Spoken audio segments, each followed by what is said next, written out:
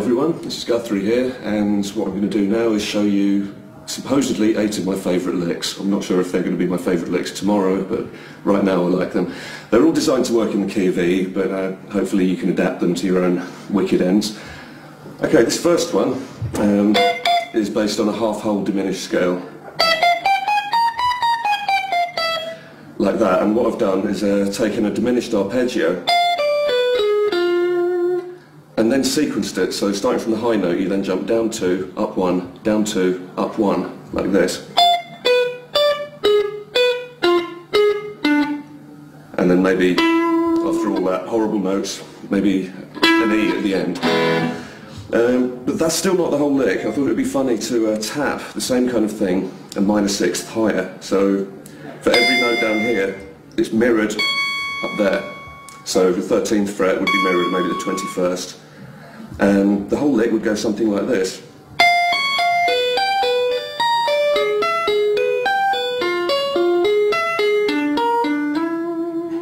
And that sounds a bit more fun if you speed it up. And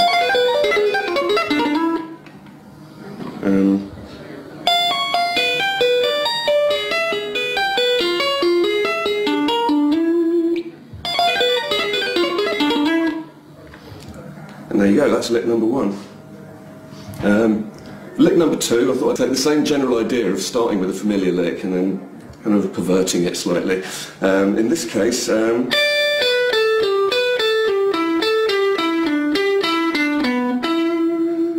all too familiar series of pentatonic ideas moving down in groups of 4 notes. And the twist here is I thought it would be fun to add a slide at the start of each note. So hopefully it's the same melody, but you slide up quite a lot of the neck doing this. So.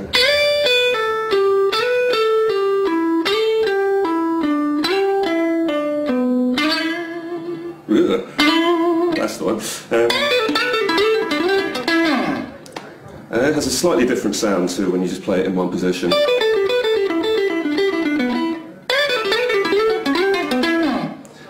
All the fun of the fair. Lick 2.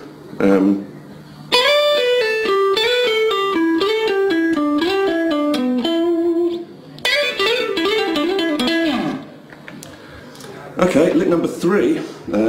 This is a kind of painful, stretchy one, so if you're going to try this, you might want to readjust the position of your guitar slightly so that you can get your wrist as far under the neck as possible.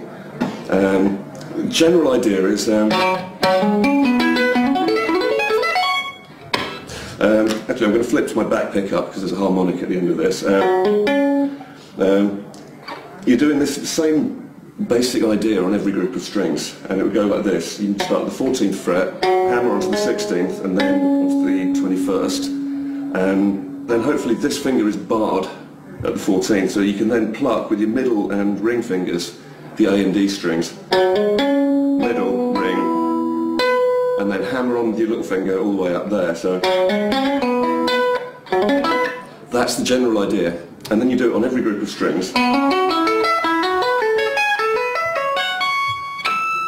And then at the end, a little cheeky harmonic. The fun there is you're just pointing at the note where you think the 24th fret would be. On another day of the week I might have a 24th fret, but this is a grown-up's guitar, it goes up to 22 and then it stops. So I've just played those notes, and now I keep that finger hovering over the virtual 24th fret, and then just pull off with my fretting hand, and out comes the high E, hopefully. It's a little bit hit and miss. It's all in the name of fun. So that lick a little bit quicker, but that's a lot of fun to regain as well, but today we're just using the clean sound. Do experiment.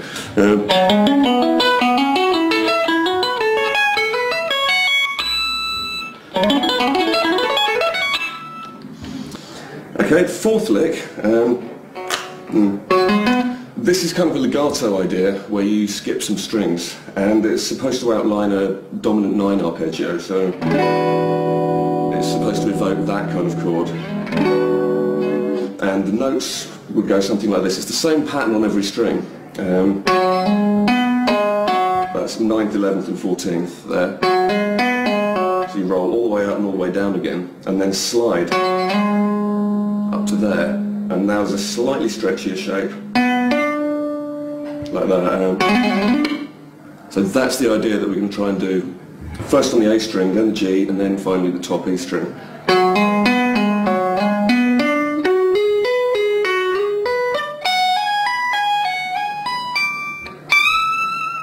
And then you could do another one of those funny harmonics there, or you could just bend up. So,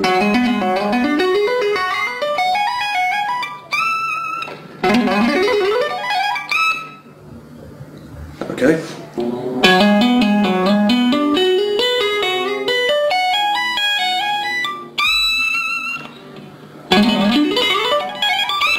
One more, I think.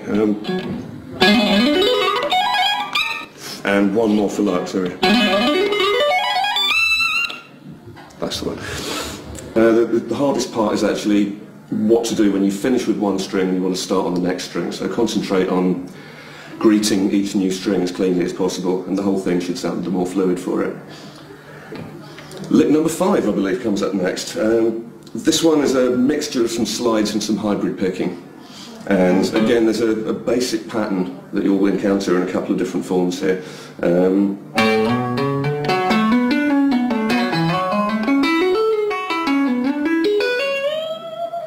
That's the whole thing. So at the core of this, you probably want to remember that little chord shape there, and that chord shape there, and finally this one. And then you add in all the other notes around those. It's probably easiest to visualise that way. So what I'm doing is starting there, 5th fret, slide up, and now hammer 9th fret and 10th fret, and now pluck the next 2 chord tones on the A and D strings with these fingers. So pluck, pluck. Now hammer onto the 9th and the 12th, and now slide down with your little finger. It might feel a little bit uncomfortable at first, but it's kind of cool. And then all the way down to there. Now you do a very similar thing, but based around these notes. 7th fret there, slide up.